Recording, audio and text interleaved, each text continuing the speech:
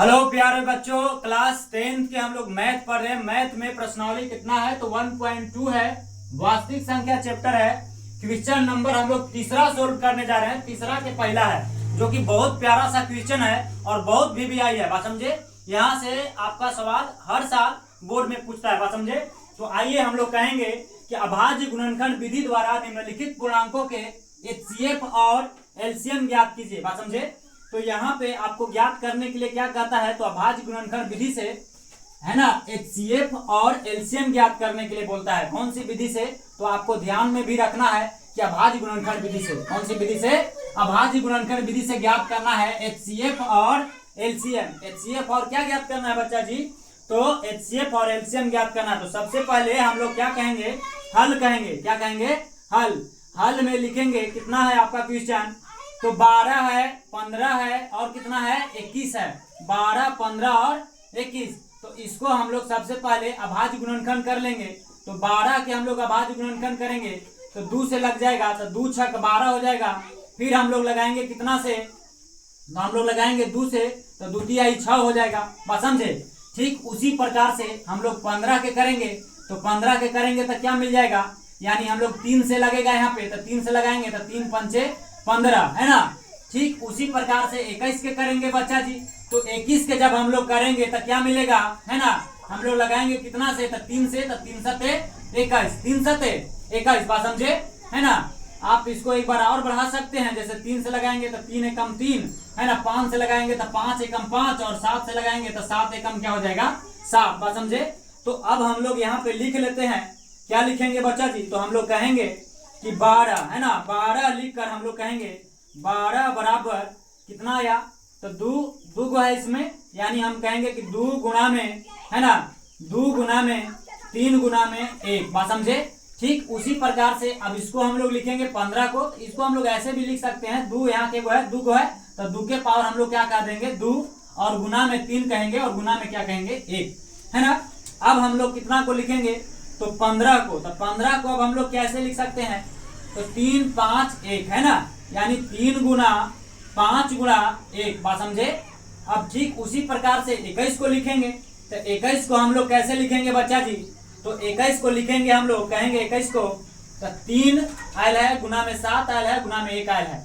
अब हमें ज्ञात क्या करना है, तो ज्ञात करना है HCF। क्या ज्ञात करना है, HCF। तो हम यहाँ पे कहेंगे कितना कितना, तो 12, 15 और, है ना, और कितना है 21 है। इसका क्या ज्ञात करना है, तो HCF ज्ञात करना है। HCF ज्ञात करने के लिए क्या रूल है, क्या नियम है, तो हम देखते हैं कि दोनों में उभयनिष्ठ होना चाहिए, यानी दोनों में आना चाहिए।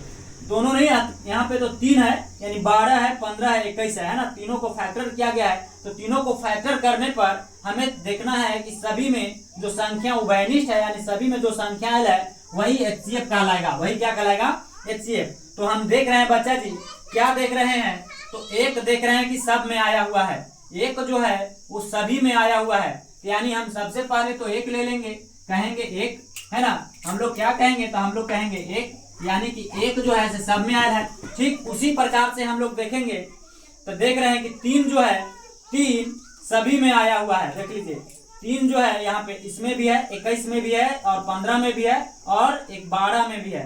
देख रहे हैं ना, यहाँ से आपका ये है ना, ये है, यानी 3 सब में है। तो यहाँ पे हम लोग गुना में क्या कहेंगे, 3 कहेंगे। बात समझे, है ना।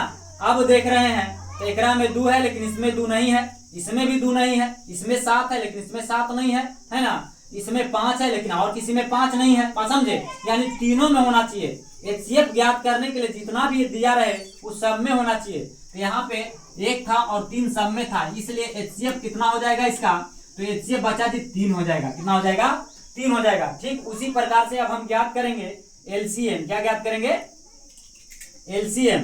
तो हम यहाँ पे कहेंगे LCM, LCM। तो LCM ज्ञात करने के लिए हम लोग क्या कहते हैं, तो देखते हैं सबसे बड़ा घात। देख रहे हैं कि 12 के फैक्टर करने पर सबसे बड़ा घात 2 है ना, 2 के पावर 2 है। तो यहाँ पे हम लोग कहेंगे 2 के पावर 2। अब 2 लेने की आवश्यकता नहीं है आपको, है ना। ठीक उसी प्रकार से देखेंगे कि 3 सब में आया हुआ है, तो 1 3 ले लेंगे। जो सब में आया होता है वो एक बार लिया जाएगा 3। उसी प्रकार से 1 सब में आया हुआ है तो 1 लिया जाएगा एक बार। समझे। अब हम लोग कहेंगे तो अब बचा क्या, तो 5 बच गया और 7 बच गया। तो एक बार हम लोग लिख देंगे 5 और गुना में क्या लिख देंगे 7। बात समझे। अब इसी को हम लोग गुना कर देंगे तो क्या मिलेगा आपका, तो देखिए गुना करिए तो 2 दूनी के 4, 2 दूनी के 4 हो गया। और यहाँ 3 से 1 में गुना करिएगा तो 3 है ना। और यहाँ पे हो जाएगा आपका कितना, तो 7 पचे 35, क्या हो जाएगा 35। बात समझे। अब हम लोग गुना कर देंगे तो कहेंगे कि चरती आई 12, 12 से 35 में गुना कर लो बच्चा जी।